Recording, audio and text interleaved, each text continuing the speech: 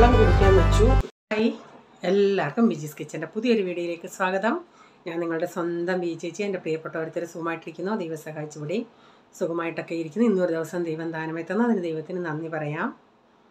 അപ്പം വീഡിയോകളൊക്കെ കാണാൻ താല്പര്യമുള്ളവരൊക്കെ കാണുമായിരിക്കും, അങ്ങനെ പറയാൻ പറ്റത്തുള്ളൂ.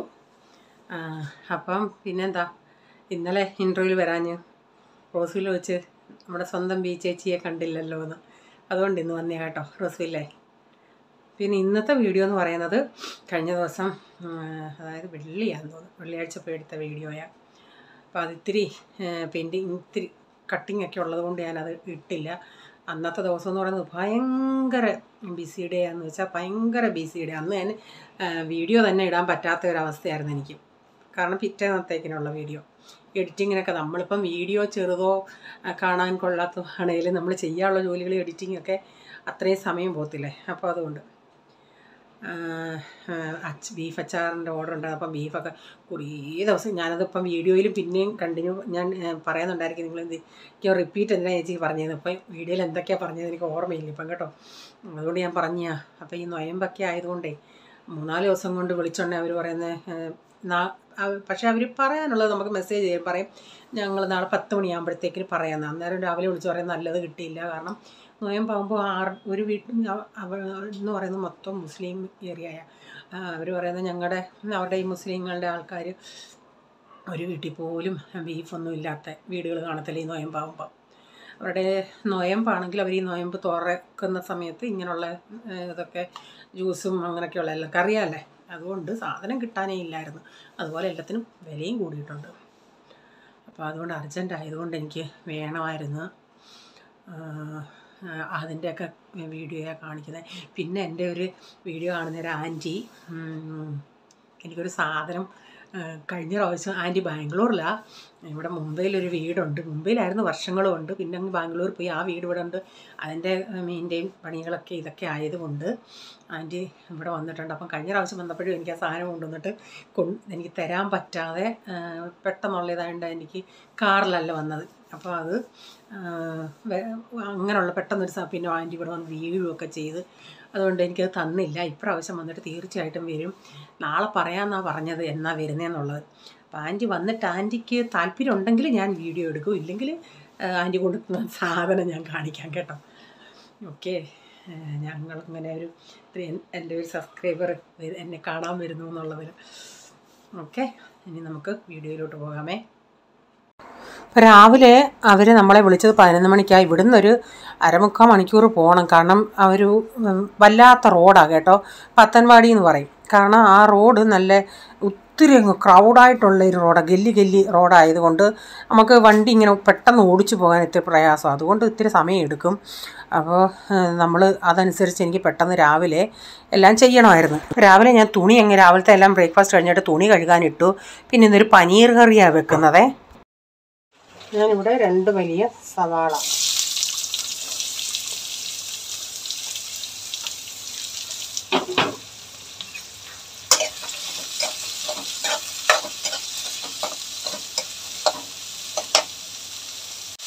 ഒരു 7 അല്ലി വെളുത്തുള്ളി വട്ടത്തിലരിഞ്ഞത്, ഇതുപോലുള്ള ഒരു 5 ടൊമാറ്റോ, നല്ല വലുതാണെങ്കിൽ 2 എണ്ണം. ഞാൻ ചെയ്യുന്ന രീതിയായി കാണിക്കുന്നത് കേട്ടോ. അപ്പോൾ ഞാൻ ഇഞ്ചി പേസ്റ്റ് ഇങ്ങനെ ഞാൻ പറഞ്ഞില്ല, ഞാൻ ഇന്നാളി ഇങ്ങനെ അരച്ച് ഞാൻ ഐസ് ട്രേക്കകത്ത് എടുത്ത് വെച്ചത്. അപ്പോൾ അതിൽ നിന്നുള്ളൊരു കഷ്ണം എടുത്ത് ഇഞ്ചി പേസ്റ്റ് ഇതിൽ ചേർത്തത്, ഇച്ചിരി ഉപ്പിട്ടിട്ട് ഇതൊന്ന് ഞാൻ വഴറ്റുന്നുണ്ട്. അപ്പോൾ ഇച്ചിരി നേരം ഞാനിതൊന്ന് അടച്ചു കൊടുത്തേ. ഇതിലേക്ക് ഞാനൊരു 1/4 ടീസ്പൂൺ മഞ്ഞൾപ്പൊടി, 1 ടീസ്പൂൺ മല്ലിപ്പൊടി, 1 ടീസ്പൂൺ കാശ്മീരി മുളക് പൊടി, അപ്പോൾ അതെല്ലാം കൂടി ഇട്ടിട്ട് അതിൻ്റെ പച്ചമണം പോകുന്ന വരെ ഇച്ചിരി ഒന്ന് വഴറ്റിയെടുക്കുന്നുണ്ട്. അപ്പോൾ കുറേ ദിവസം കൊണ്ട് ഇവിടെ പനീർ കറി ഇവിടെ ചോദിക്കുക, അതുകൊണ്ട് ഇന്ന് അതങ്ങോട്ട് ഉണ്ടാക്കിയേക്കാന്ന് വെച്ച്. ഇതിപ്പോൾ ഒരു 200 ഗ്രാം പനീർ. പിന്നെ നേരത്തെ ഇത് പീസാക്കിയതല്ല, ഇപ്പം ഞാൻ ഈ കാണിച്ചത് നേരത്തെ ഇത്തിരി ഇരുന്നതാണ്. അത് ഇങ്ങനെ കുഞ്ഞു പീസാണ്. അപ്പോൾ ഈ 200 ഗ്രാമൊന്നും പനീർ ഇട്ടാൽ ഇവിടെ തികയത്തില്ല. 2 പീസായിട്ട് 2 പീസ് എടുക്കാനേ കാണത്തുള്ളൂ. അപ്പം നല്ല അടിപൊളി ടേസ്റ്റ് ആയിരുന്നു കേട്ടോ. നിങ്ങൾ എന്തൊക്കെയും ബിജി ഉണ്ടാക്കുന്നതല്ല, അടിപൊളി ടേസ്റ്റ് എന്ന് പറയുമെന്ന്. പക്ഷേ ടേസ്റ്റിന് ഞാൻ ടേസ്റ്റ് എന്ന് പറയും കേട്ടോ. നല്ല ടേസ്റ്റാണ്, ഞാൻ ഉണ്ടാക്കിയിട്ട് പറയുമല്ല, നല്ല ടേസ്റ്റായിരുന്നു. അപ്പോൾ ഞാനിത് മൊത്തവും കറി ഉണ്ടാക്കാൻ എനിക്ക് സമയം കിട്ടില്ല. എത്രയും ചെയ്ത് വെക്കാമോ അത്രയും ചെയ്ത് വെച്ചിട്ട് പോയി. കാരണം രാവിലെ ബ്രേക്ക്ഫാസ്റ്റ് എല്ലാം കഴിഞ്ഞ് അത് കഴിഞ്ഞ് പാത്രങ്ങളെല്ലാം അവിടുത്തെ കഴുകി വെള്ളമൊക്കെ കുടിക്കാൻ വെച്ച് അപ്പം അങ്ങോട്ട് നൈഫ് അങ്ങോട്ട് ഇറക്കിയ വഴിക്ക് നന്നായിട്ട് കയ്യിലൊരു കുത്ത് കിട്ടി.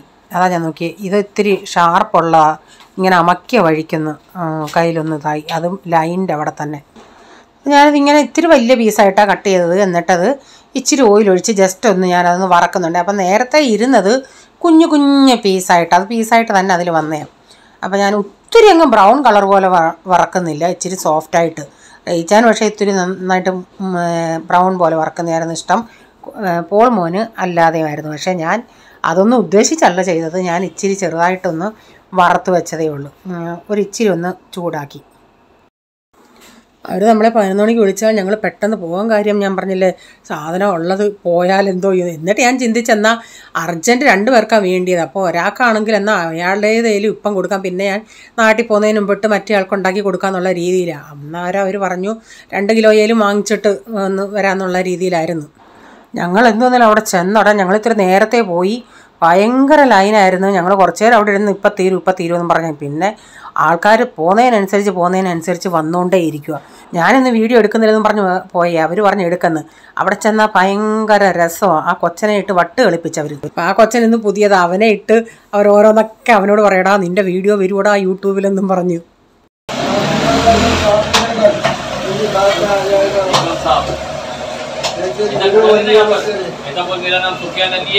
और मैडम के लिए बोलना, मैडम के लिए करो।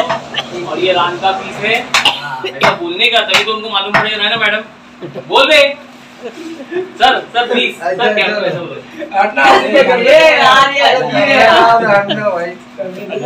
मेरा नाम सुफियान है, पहले मैं साई था, अब मैं कसाई और अब मैं कसाई बन गया हूँ। और ये रान का पीस है बोनलेस। सर को मैडम को बैठना चाहिए, इसलिए मैं ये काम कर रहा हूँ।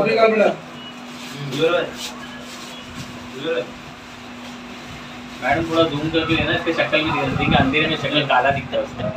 नहीं क्लियर है।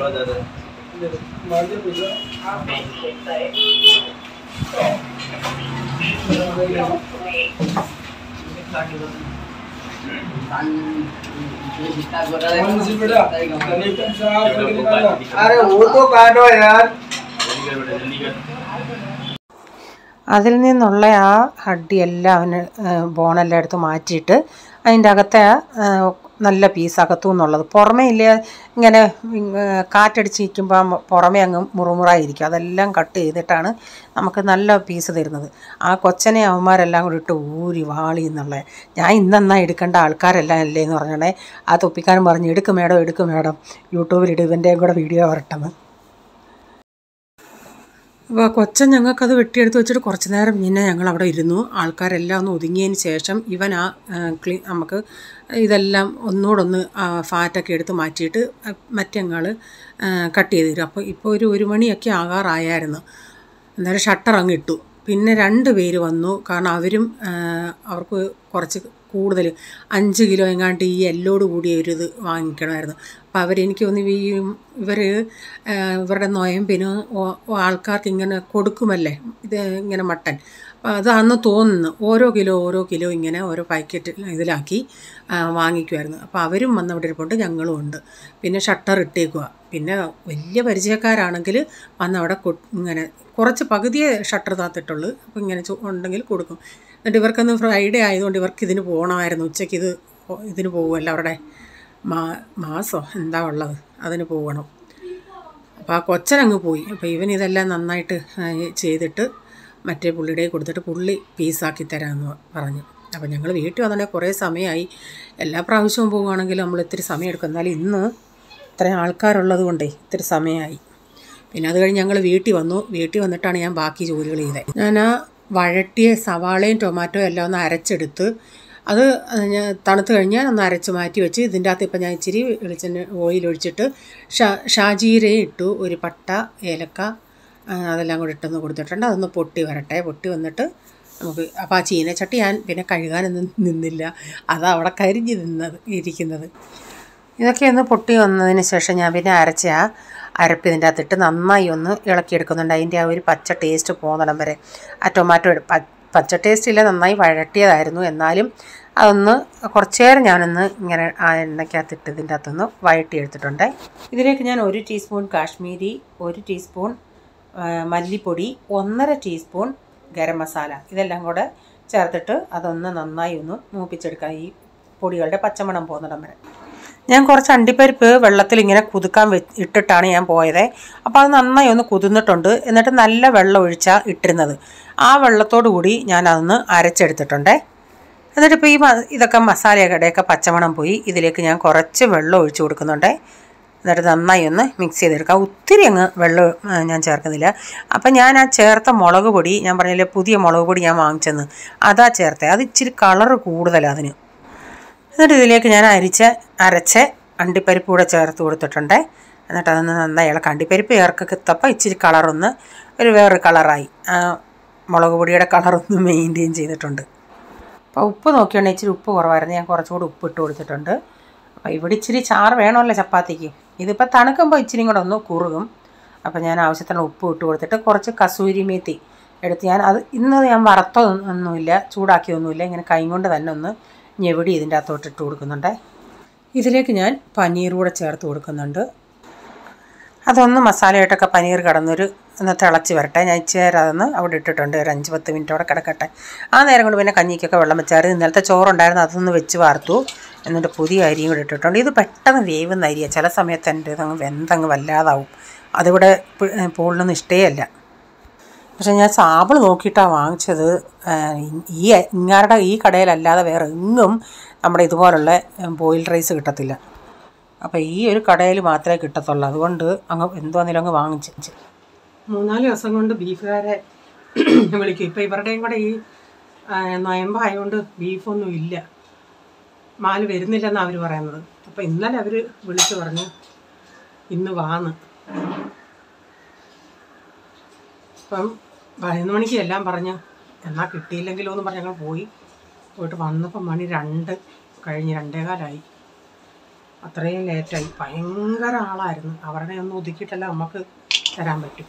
അപ്പോൾ കറിയൊക്കെ റെഡിയായി. ഞാൻ അതൊരു ബൗളിലോട്ടൊന്നൊരു വീഡിയോ എടുക്കാൻ വേണ്ടി ബൗളിലോട്ടാക്കുന്നുണ്ട്. അപ്പോഴത്തേക്കിന് അനു ഇന്ന് ഇച്ചിരി നേരത്തെ വന്നു. അല്ലെങ്കിൽ അവളിപ്പോൾ വന്ന് 2:30, 2:45 ആകുമ്പോഴാണ് വരുന്നത്. ഇതൊക്കെ ഓക്കെ. അതാ കൂൾ കറി.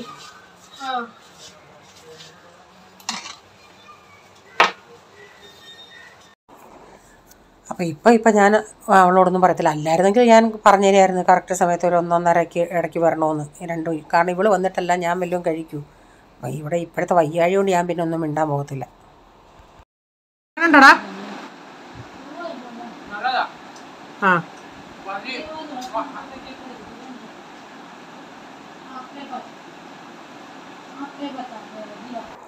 ഇവർക്ക് ചപ്പാത്തിക്ക് അടിക്ക് ഒക്കെ വേറെ കൂട്ടാനുണ്ടായിരുന്നു. അപ്പോൾ ഇവൻ പറഞ്ഞു ഇവനും പനീർ ഉണ്ടാക്കിയിട്ട് മതിയെന്ന്. അപ്പോൾ അവനും ബ്ലൂടൂത്തൊക്കെ വെച്ച് സംസാരിച്ചുകൊണ്ടിരിക്കുക. അപ്പോൾ അവളോട് ചോദിച്ചോണ്ടെങ്കിൽ അവൻ പറ പനീർ അവന് സോഫ്റ്റ് ആയതുകൊണ്ട് ഒത്തിരി അങ്ങ് ഇഷ്ടമായെന്ന്. അവൾ ആ വയറും വെച്ചുകൊണ്ട് ചെയ്യുന്ന ചെയ്ത്തേ ഇടയ്ക്ക് എനിക്ക് നിർത്തേണ്ടി വന്നു. അനു വന്നായിരുന്നു. അപ്പോൾ ഞാൻ പറഞ്ഞില്ലേ ഞങ്ങൾ സാധാരണ പോയാൽ എങ്ങനെയാണെങ്കിലും 1-1.5 മണിക്കൂർ ലേറ്റാവും. എനിക്കറിയാൻ ലേറ്റാവുമെന്ന്. പക്ഷേ ഇന്ന് ഒത്തിരി ലേറ്റായി. കാരണം അതുപോലെ ആൾക്കാരായിരുന്ന. ഇപ്പോൾ ഈ നമുക്കൊരു 6-7 കിലോ എടുക്കും എന്നുണ്ടെങ്കിൽ അത് കട്ടിങ് ചെയ്യിപ്പിച്ചുകൊണ്ടാണ് വരുന്നത്. അപ്പോൾ അവർക്കതൊരു കുറേ സമയം എടുക്കത്തില്ല. അപ്പോൾ ഇച്ചിരിയിലും ആൾക്കാരൊന്ന് ഒതുങ്ങിയിട്ട് പിന്നെ ഷട്ടർ ഇട്ടിട്ടാണ് ഞങ്ങളുടേത് ചെയ്തത്. അപ്പം വിലയും കൂടി. അപ്പോൾ അവർ ഞങ്ങളോട് പറഞ്ഞില്ല കേട്ടോ. അപ്പോൾ റീച്ചാൻ പറഞ്ഞ് പിന്നെ എല്ലാ പ്രാവശ്യം എല്ലാത്തിനും ഇപ്പം ബോൺലെസ്സും ഫാറ്റ്ലെസ് അല്ലാതെ ബോൺലെസ്സിന് റേറ്റ് പിന്നെ ഫാറ്റ്ലെസ്സിന് അതിനേക്കാൾ റേറ്റ് എടുക്കും അവർ.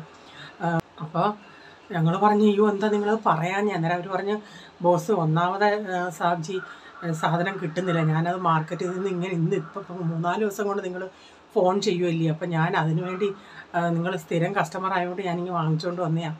അപ്പോൾ ഞാൻ പറഞ്ഞു ഞാൻ എൻ്റെ ഇതിന് കൊടുക്കുന്നതോടത്ത് ഞാനിനി എത്ര റേറ്റ് ഇടേണ്ടി വരുമേ. ഇപ്പം നേരത്തെ നമ്മൾ പറഞ്ഞ ബില്ല് അവരോട് പറഞ്ഞിട്ടുള്ളത്. ഇപ്പം ഞാൻ അന്നേരം ചോദിച്ചു ഇപ്പോഴത്തേക്കിന് മാത്രമാണോ വില കൂടിയത് അതോ പിന്നെയും കണ്ടിന്യൂ ചെയ്താണെന്ന്.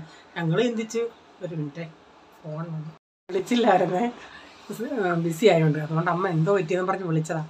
അപ്പം ഞങ്ങൾ ചിന്തിച്ചെന്നാൽ ഈ ഇവരുടെ നൊയമ്പായതുകൊണ്ട് വില കൂട്ടിയതായിരിക്കുമെന്ന്. അല്ല, 2-3 മാസം തൊട്ടേ വില കൂടിയതാ. ഞങ്ങൾ കൂട്ടാതിരുന്ന ഈ പരിസരത്തുള്ളവരെല്ലാം അതുകൊണ്ട് ഇപ്പോൾ ഒരാൾ കൂട്ടാതെ മറ്റുള്ളവർക്ക് കൂട്ടാക്കത്തില്ലല്ലോ. അപ്പോൾ മറ്റുള്ള പരിസരത്തുള്ളവരെല്ലാം അവിടെ ആ ഏരിയയിൽ കുറേ പേരുണ്ടെന്ന് പറയുന്നു. ഇവരോട് വന്ന് പ്രശ്നം ഉണ്ടാക്കിയെന്നു.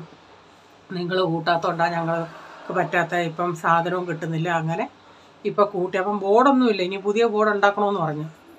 അപ്പം ഞാൻ ഇന്നേരം റീച്ചാൻ പറഞ്ഞു, ഇനി ഞങ്ങളെന്താ ഇങ്ങോട്ട് വരുന്നില്ല, ഞങ്ങളുടെ ബിസിനസ് നിർത്തിയേ ഒക്കത്തുള്ളൂ, ഞങ്ങളിനി എത്ര മാത്രം കൂട്ടേണ്ടി വരും. എന്തോ ഞാൻ ചിന്തിച്ച് ഈ സമയത്ത് ഇപ്പോൾ കൂട്ടിയതായിരിക്കുമെന്ന്. എല്ലാത്തിൻ്റെയും കൂടി ഞാൻ ചിന്തിച്ച് ഇനി ഇതിന് എന്തായാലും ചോദിച്ചോന്ന് പറഞ്ഞാൽ എല്ലാത്തിൻ്റെയും ഇപ്പം എന്തായാലും കൊള്ളാം. അപ്പോൾ ഇനി ഞാൻ അതെല്ലാം ഒന്ന് കഴുകി മസാല പുരട്ടി വെക്കട്ടെ. നാളെ ഞാൻ ഉണ്ടാക്കുന്നുള്ളൂ. ഇന്നിപ്പോൾ ഇത്രയും സമയമായി വന്നിട്ടാ ബാക്കിയെല്ലാം കറിയുടെയൊക്കെ കുറച്ചുണ്ടാക്കി വെച്ച് രാവിലെ ബ്രേക്ക്ഫാസ്റ്റ് എല്ലാം കഴിഞ്ഞ് ഒരു രൂപ നോക്കിയിട്ട് ഇനി ഇതെല്ലാം ഒന്ന് കഴുകിയെടുക്കട്ടെ.